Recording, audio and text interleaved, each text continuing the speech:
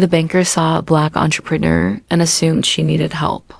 What he didn't see was that she'd already bought the ground he was standing on.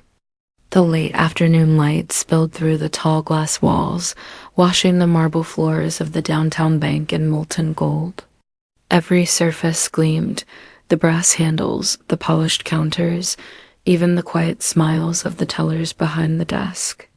The air hummed with the soft, steady rhythm of wealth and order.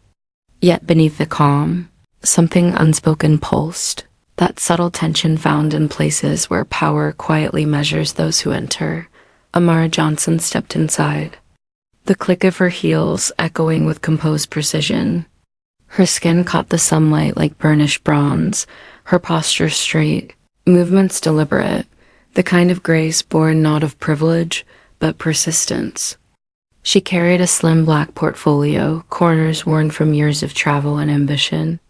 Each document inside a testament to battles fought without witness, the scent of polished wood and faint. Cologne surrounded her as she approached the reception. Heads turned, not rudely, but curiously, as though her presence disturbed the symmetry of this immaculate place. Yet Amara's expression did not waver. Beneath the tailored navy suit and calm eyes lay quiet fire, the kind that had carried her through boardrooms where doors closed before she even spoke. Today, she had come to open one herself. Mr. Whitmore rose from behind his mahogany desk, his handshake firm but fleeting, the kind that measured rather than welcomed. His smile was rehearsed, polished like the marble floor beneath them. "Miss Johnson," he said smoothly, motioning for her to sit. His eyes flicked over her, the tone of her skin, the modest pearl earrings, the coils of her natural hair lingering, just long enough to betray what his manners concealed. Amara set her portfolio on the table, unfolding charts and figures with precise confidence.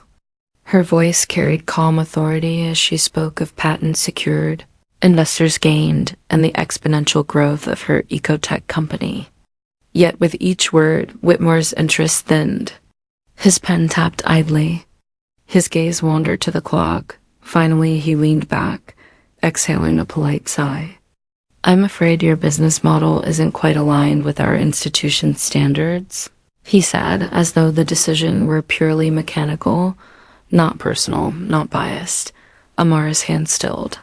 For a moment, silence stretched, the kind that tastes of pride swallowed whole.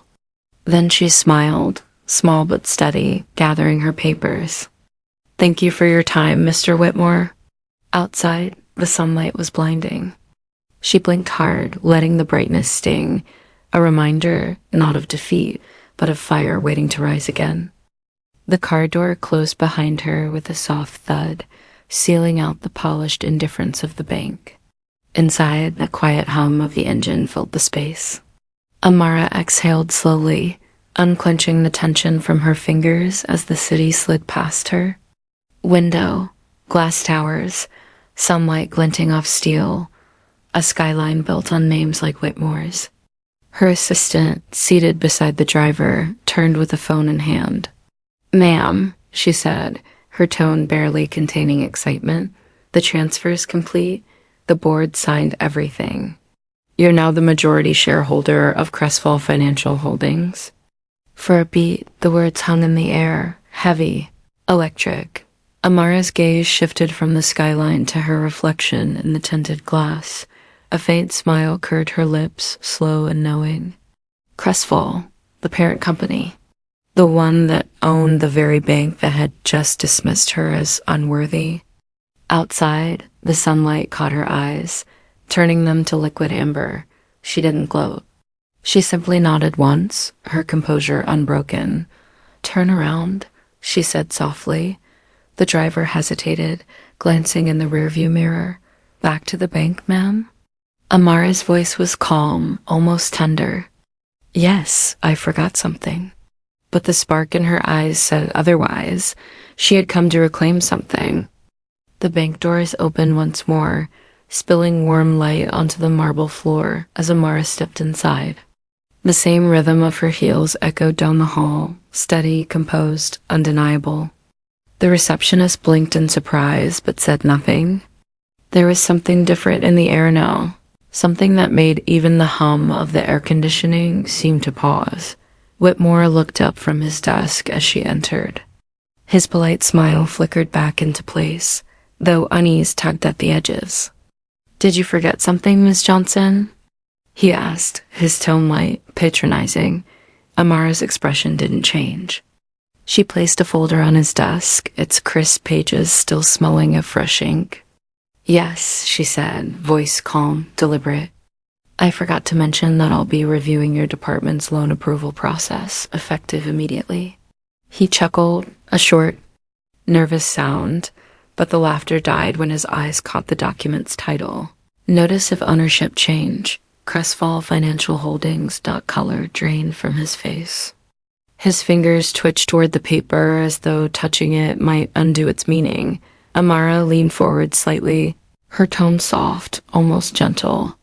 "Next time," she said, "don't judge the value of a proposal by the color of the person presenting it." And for the first time, silence had the final word. In the quiet that followed, the story began to unfold, not through words, but through memory. Months earlier, Amara had sat in a different office. Another polished man in another gray suit shaking his head with the same rehearsed sympathy. Each rejection left a mark, not of defeat, but of direction. She stopped trying to knock on doors built to keep her out and started trying the blueprints for her own, night after night. She mapped every holding company, every shareholder's name, every weak link in the chain of control. Her startup success had opened more than financial doors. It had given her leverage. With a small circle of silent partners, investors who believed in her vision of equity and reform, she began to buy quietly, strategically. Shares here, assets there. No one noticed the shift until it was too late to stop. The day she walked into Whitmore's office wasn't about approval. It was confirmation, the final test of a system that had underestimated her for the last time.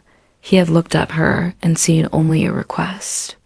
She had looked at him and seen an acquisition, and as his world tilted, she realized the sweetest justice doesn't arrive with anger, it arrives with ownership. Evening settled over the city like a soft veil, the skyline flickering to life in 1,000 points of gold. From her corner office high above the streets, Amara stood motionless, one hand resting lightly against the glass. The reflection staring back at her was serene, no triumph, no vengeance, just quiet certainty.